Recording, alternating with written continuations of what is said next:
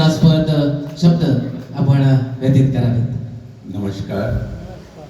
व्यासपीठावर उपस्थित कीर्तिवंत आणि यशवंत ज्यांनी आपापल्या क्षेत्रात अतिशय महत्त्वाचं काम करून यश संपादन केलेलं आहे, असं एक कीर्तिवंत आणि यशवंत व्यासपीठावर असल्यामुळं खरं तर हे व्यासपीठ एवढं शोभिवंत दिसतंय आणि म्हणून त्यामुळे मी यांच्यासोबत बसून स्वतःला भाग्यवंत समजतो.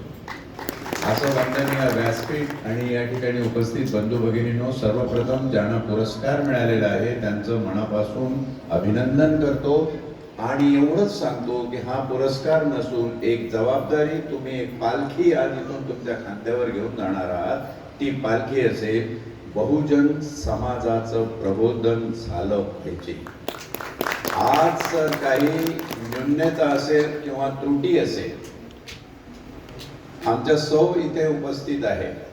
खरं तर तुमचाही अनुभव असेल, सगळे विवाहित आहात, असाल नसाल तर उद्या व्हाल. बायको समोर भाषण करणं त्याला लई ताकद लागते. आणि मी त्यातल्या त्यात ते लोक हिला म्हणत होते स्टेजवर घ्या, स्टेजवर घ्या. आता त्या कधी स्टेजवर घेत नाही स्वतः, पण म्हटलं एखाद्या वेळी येऊन जातील आणि बसतील तर त्यांची हिंमत वाढून जाईल आणि खुदानं कास्त काही माय कमी जास्त झालं तर सुनेत्रा पवार मॅडमने जसं मंत्रीपद घेतलं तसं यांना भेटायचं. आजची सगळ्यात मोठी क्रिटिसाइज झालेली बातमी, ज्यांना मी या महाराष्ट्राचा रयतेचा छावा समजत होतो तो छावा गेला. अजितदादा पवार गेले. बहुजन नेतृत्वाचं किंवा बहुजन मुसीत घडलेलं हे शेवटचं नेतृत्व या महाराष्ट्रात होतं जे आज नाहीये. त्यांच्या मरणाचं ज्या पद्धतीने त्यांना मृत्यू आला त्याचं अनन्वित दुःख आज आपल्या सगळ्यांना आहे. मूल्य आणि प्रबोधनासाठी मटेरियल, शिक्षण, संस्कार, संस्कृती कुठून आणायची? ही संस्कृती आम्हाला इथूनच मिळते. श्रमजीवी परिवार इथे उल्लेख करण्यात आला. या देशामध्ये एक असा परिवार आहे की ज्या परिवाराने हा देश संपूर्णपणे बौद्धिक, मानसिक, आर्थिक, सामाजिक दृष्ट्या गिळून टाकलाय. त्याला म्हणतात संघ परिवार. आणि त्या संघ परिवाराला टक्कर देण्यासाठी जर कोणी उभा राहू शकेल तर या माझ्या मातीतला श्रम करणारा श्रमजीवी आणि त्याचा आजचा हा इथे उभा असलेला परिवार, इथे बसलेला परिवार. म्हणून मी म्हणालो हा पुरस्कार एक जबाबदारी म्हणून तुम्ही घेऊन जायचा आहे. आमच्या देशामध्ये जे सांस्कृतिक मूल्य आहे ते कुठून येतात? ते येतात शिक्षणातून. आज या पुरस्कार प्राप्त लोकांमध्ये अनेक शिक्षक आहे. मी नावं वाचली, तुमचा प्रत्येकाचा बायोडाटा मी वाचला. तुम्ही जे काम तुमच्या लेवलवर करताय ते खरं मातीतलं काम आहे. ते खरं मातीतलं काम आणि ते काम जोपर्यंत होत राहील तोपर्यंत ही महाराष्ट्र आणि भारताची संस्कृती जिवंत राहील. मला सांगा की या रयतेचा छावा छत्रपती संभाजी महाराज जेव्हा गेले त्यानंतर येसूबाई ह्यांना औरंगजेबाने 30 वर्ष कैदेत ठेवले. त्या कैदेत राहून आपल्या रयतेचा कारभार त्याच्यावर लक्ष देत असत. त्यांची सुटका नाही झाली, त्यांचा मृत्यू तिथेच झाला. आज ही मूल्य आणि कालच्या बातमीनं आज वर्तमानपत्रात टीका होत असलेली सर्वत्र ही मूल्य कुठे चाललंय? यासाठी छत्रपती महाराजांनी, शिवाजी महाराजांनी स्वतःचा राज्याभिषेक करून एक बहुजन शूद्र म्हणून ज्याला हिणवलं गेलं तोही राजा होऊ शकतो हा कीर्तिमान याच दिवसासाठी केला होता का? अरे याच मूल्यांसाठी या रयतेचा छावा संभाजी स्वतःचं बलिदान देता झाला का? याच मूल्यासाठी सत्यशोधक महात्मा फुलेंनी शिक्षणाची मुहूर्तमेढ लावली आणि त्या शिक्षणाबरोबर तुमच्या खांद्यावर एक पुरस्कार टाकला. सत्यशोधक काय चाललाय समाजात? याच मूल्यासाठी शाहू महाराजांनी रिझर्वेशन केलं होतं का? आणि आज या रयतेला शर्मेने मान खाली द्यावी अशी गोष्ट घडत आहे की याच बोलण्यासाठी भारतरत्न डॉक्टर बाबासाहेब आंबेडकरांनी घटना लिहिली का? हे दिवस का आले? डोळ्यात कोणीतरी अंजन घातलं पाहिजे. खूप छान सुंदर प्रोग्राम केला, खूप मस्त आल्हाददायक नैसर्गिक वातावरण सगळं आहे, उत्कृष्ट भोजनाचा आपण आनंद घेऊया, सगळं घेऊया. आणि तुम्हा प्रत्येकाला पुरस्कार शाल श्रीफळ दिल्याशिवाय मी इथून जाणार नाही. सर्वांचा आदर सत्कार हा होईलच, पण त्याचबरोबर आपण एक संदेश घेऊन जायचा आहे. हे का वेळ आली आमच्यावर? हे का असं झालं? त्या येसूबाईच्या 30 वर्ष कारावासानंतर जो काही पुढचा 40 वर्षाचा कालावधी गेला आणि त्यानंतर एक अघोरी शक्ती ज्याच्यामध्ये घासीराम कोतवाल आणि सखाराम बाइंडर सारखी नाटकं विजय तेंडुलकरांना लिहावी लागली, ती उदयाला आली त्या नाना फडणवीसांनी घडवलेल्या आणि केलेल्या रयतेचं नाव पेशवाई होतं. अरे बाप लेक हो, लक्षात घ्या, माय बाप हो, लक्षात घ्या. उद्या तुमच्या मुलांना नातवंडा या पेशवाई विरुद्ध शिवशाही असा लढा देण्यासाठी तुम्ही सोडून जाणार आहात का? काय म्हणून सोडून जाणार? आणि कशासाठी आज आम्हा बहुजनांची ही परिस्थिती आहे? हे बहुसंख्याक बहुजन कशाचे गुलाम आहे? का आम्ही गुलाम आहोत? केवळ शूद्र आहो म्हणून? शरद पाटलांनी एक पुस्तक लिहिलं, कॉम्रेड शरद पाटील यांनी पुस्तक लिहिलेलं आहे, तुम्हाला अनेकांना माहित असेल, नसेल तर कुठे मिळालं तर नक्की वाचा. दास शूद्राची गुलामगिरी.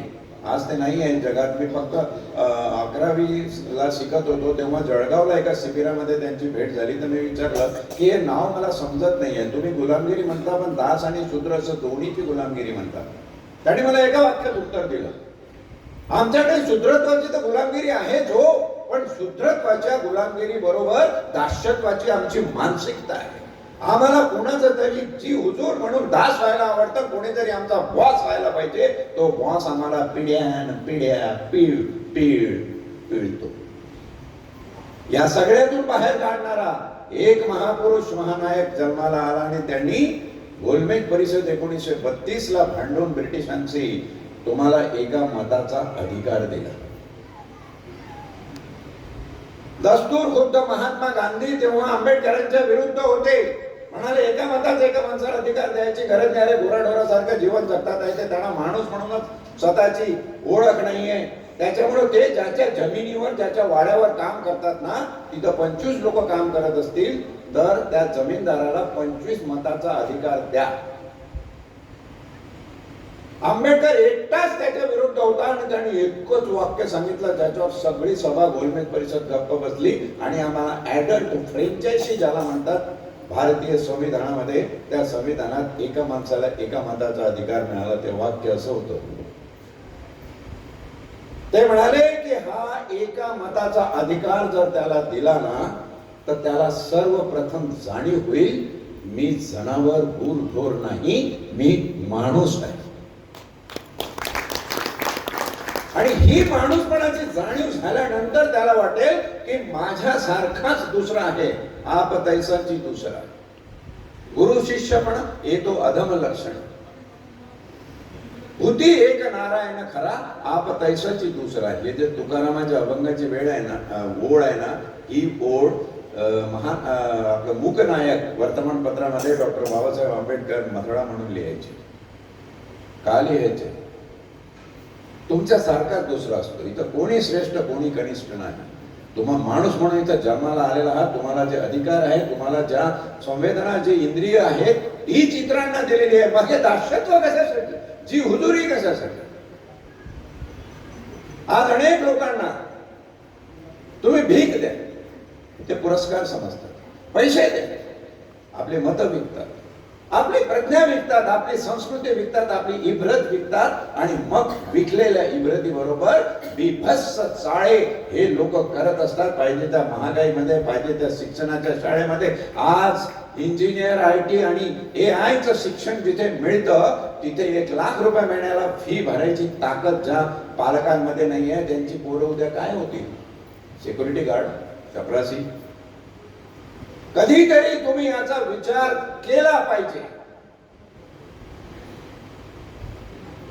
आमची जी खुद्दारी आहे, जगण्याची ताकद आहे, या सगळ्या महापुरुषांना ज्यांची नावं मी घेतली त्यांनी आम्हाला दिलेली आहे, विनामूल्य दिली, ती आम्ही अशी विकून टाकणार. उसको क्या सिखाएंगे खुददारी का सबक हम, उसको क्या पढ़ाएंगे खुददारी का पाठ हम, जिसने भीख को पुरस्कार समझ रखा है. पुरस्कार हा पुरस्कारासारखा असला पाहिजे.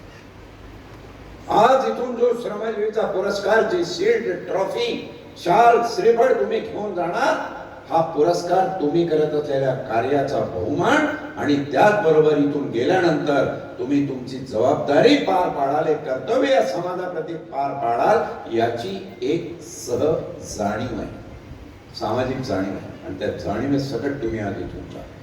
भाषण करायला भरपूर गोष्टी आहे, खूप काही बोलल्या जाऊ शकतो. आम्ही आमची मूल्य विकायची नाही. आम्ही आमचा संस्कारक्षम शिक्षण सोडायचं नाही. मी संस्कारक्षम शिक्षण म्हणतो, कारण जर असं शिक्षण नुसतं पाढे वाचा आणि हे करा, हे जर असेल तर त्याच्यात संस्कार होत नाही. शिक्षण असं पाहिजे, भले झाडाखाली बसून त्या पोराला एक फूल आणून शिकवा किंवा एका आंब्याची पोय आणून शिकवा, त्याच्यातून संस्कार झाला पाहिजे. ज्याच्यातून संस्कार होत नाही त्याला शिक्षण म्हणत नाही. म्हणून शिक्षण हे संस्कार क्षमच असलं पाहिजे. अशा शिक्षणातून जे संस्कार निर्माण होतात आणि त्या संस्कारातून तो पोरगा जेव्हा समाजात जाऊन 18 वर्षाचा झाल्यावर मतदान करतो आणि कृती करतो, जी काही आयुष्यात तो कृती करतो, त्याला संस्कृती म्हणतात. कुठे गेली आमची महाराष्ट्राची संस्कृती? कुठे काढून टाकले? पेशवाईने गाडले होते छत्रपती शिवाजी महाराज, ते महात्मा फुलेंनी उजागर केले आणि पहिली जयंती महात्मा फुलेंनी साजरी केली. आमचे महाकाळकर, शाहीर रत्न रत्नाकर महाकाळकर त्याचा पोवाडा गातात. कधीतरी चान्स मिळाला तर रत्नाकरचा एक विशेष प्रोग्राम आपण याच्यावर ठेवूया.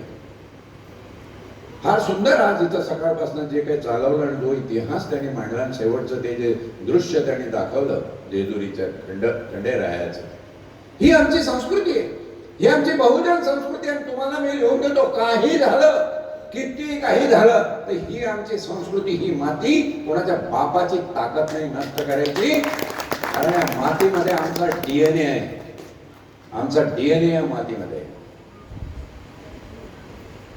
कोण म्हणतं मराठी संपेल आणि मराठी पण संपेल आणि इथलं राज्य संपेल आणि इथे कोणी भलतेचे येतील?